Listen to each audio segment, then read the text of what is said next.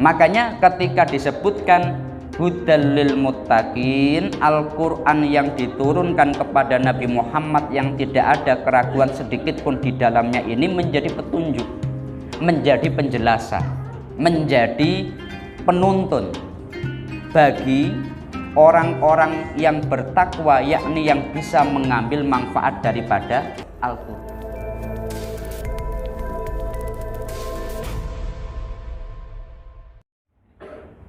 Assalamualaikum warahmatullahi wabarakatuh.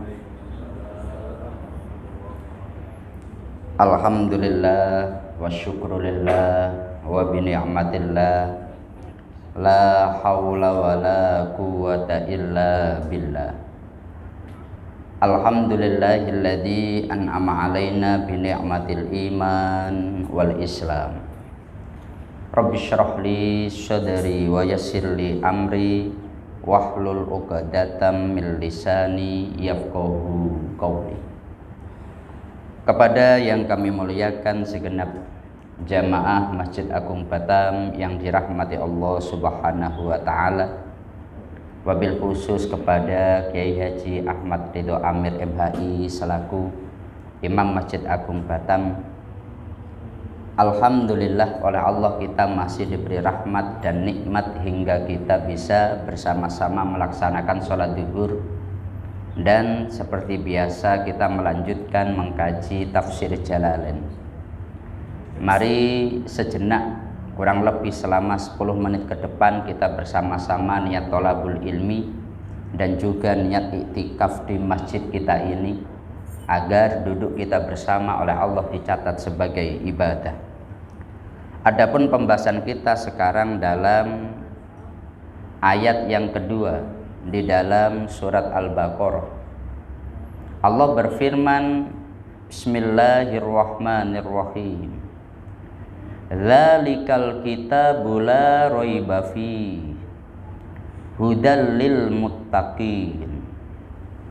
Yang maknanya dzalika ay hadza alkitabu alladzi yaqra'uhu Muhammad la raiba ay la syakka fihi ay min indillah.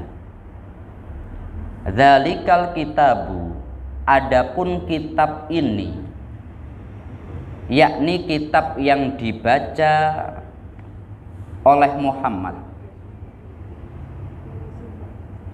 itu la raiba fihi, tidak ada keraguan atau tidak ada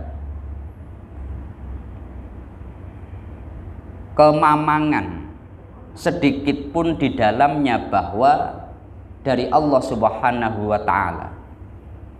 Wal isyaratu bihi litta'dim, yang Al-Quran atau kitab ini hudal lil muttaqin, menjadi petunjuk bagi orang-orang yang bertakwa. Dalam ayat ini ada beberapa kajian. Pertama dari sisi lafaz. Dalam bahasa Arab itu ketika mengisyarahkan yang dekat itu memakai hadza. Kalau saya menyebutkan ini, berarti saya memakai hadza secara umum. Kalau saya menyebutkan yang jauh, maka dzalika, itu menunjuk pada yang jauh. Tapi dalam Al-Quran ini, meskipun kitabnya kita baca di hadapan kita, memakai kata dzalika. Adapun kitab itu kalau dalam bahasa secara umum, tetapi dalam tafsir Jalalain dimaknani ai hadza.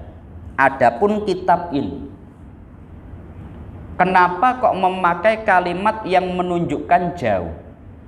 Tidak memakai hadzal kitabu tapi dzalikal kitab.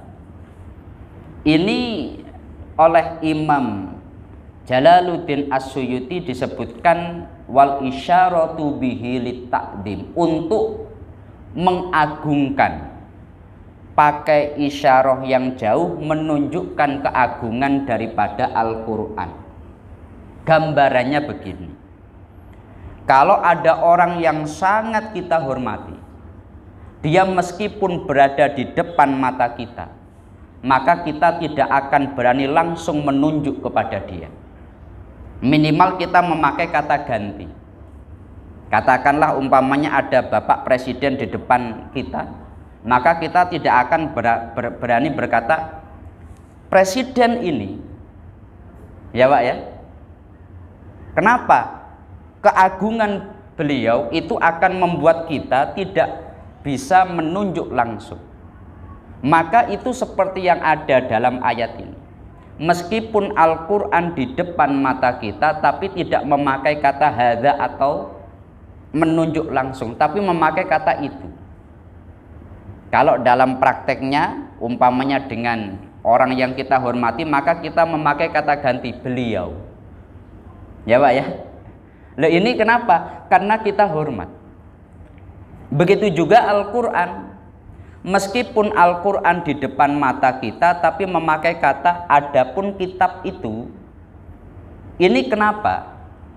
Karena begitu jauhnya antara kita dengan Al-Quran secara derajat.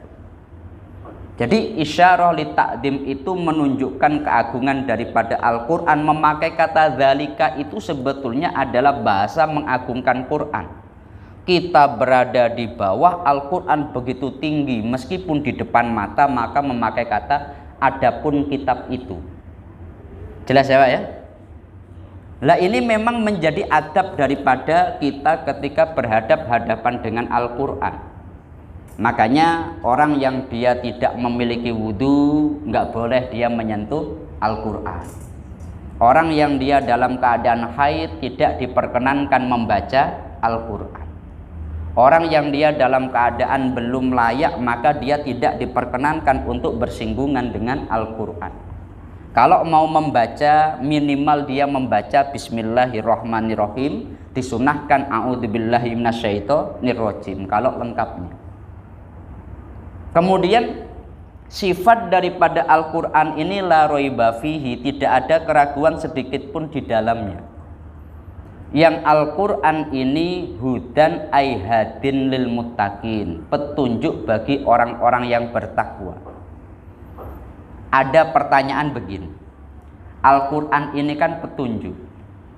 Semestinya karena ini petunjuk, entah orang yang takwa ataupun tidak takwa, orang mukmin ataupun tidak mukmin, karena Al-Quran petunjuk semestinya memakai kata umum. Tapi kok disifati dengan lil muttaqin, orang yang bertakwa. Emang Al-Quran itu hanya petunjuk bagi orang yang bertakwa saja? Bagaimana dengan ayat yang lain hudal linnas, Al-Quran menjadi petunjuk bagi seluruh manusia. Nah ini kenapa kok memakai kata lil muttaqin? Dalam penjelasannya adalah bi annahu khassahum bidzikri likaunihim intafa'u bisamratihi ajilan wa ajalan. Karena hanya orang yang bertakwalah yang dia bisa mengambil manfaat Quran.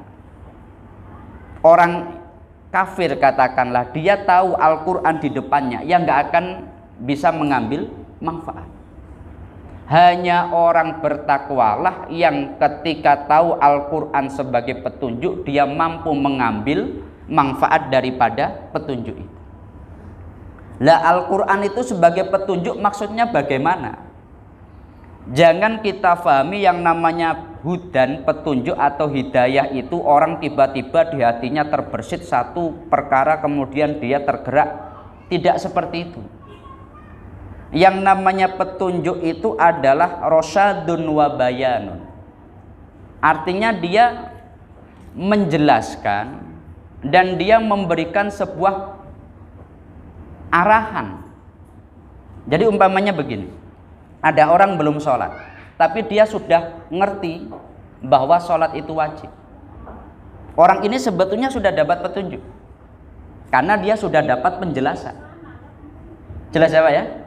Saya ulangi ini. Ada orang dia itu belum sholat, tapi dia sudah ngerti, oh sholat itu wajib. Artinya dia sudah mendapatkan penjelasan itu.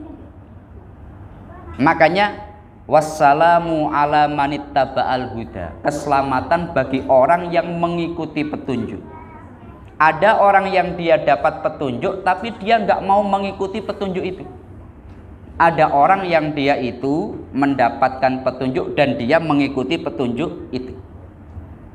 Makanya ketika disebutkan hudal lil muttaqin, Al-Quran yang diturunkan kepada Nabi Muhammad yang tidak ada keraguan sedikit pun di dalamnya ini menjadi petunjuk, menjadi penjelasan, menjadi penuntun bagi orang-orang yang bertakwa, yakni yang bisa mengambil manfaat daripada Al-Quran. Makanya hendaknya kita itu ya berusaha memahami Al-Quran. Contohnya dengan mengkaji tafsir ini. Nggak harus ke semuanya. Kalau semuanya jangankan kita, sahabat Abu Bakar, Umar, Utsman, Ali pun itu dalam Fawatihus Suwar nggak paham. Tapi minimal kita tuh ngerti, oh karena Al-Quran sebagai petunjuk, sebagai penjelasan, minimal kita memahami. Yang penting jangan sampai mengambil hukum langsung daripada Al-Quran tanpa kita menelaah pendapat ulama. Kalau untuk membaca terjemahan silahkan, nggak apa-apa. Kalau untuk membaca tafsir nggak apa-apa, apalagi kita berusaha mengambil ibrah nggak apa-apa. Yang penting jangan sampai berdasarkan ayat ini, terjemahan ini, kemudian mengambil kesimpulan hukum begini, jangan. Itu yang fatal itu.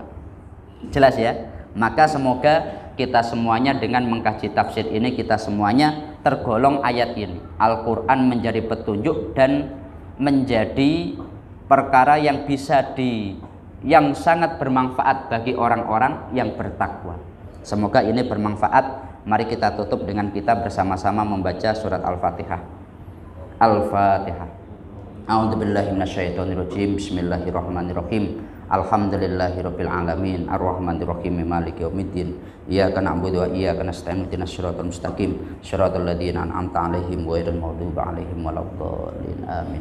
Kurang lebihnya dari kami mohon maaf. Akhirul qauli wallahul muwaffiq ila aqwamit thoriq. Wassalamualaikum warahmatullahi wabarakatuh.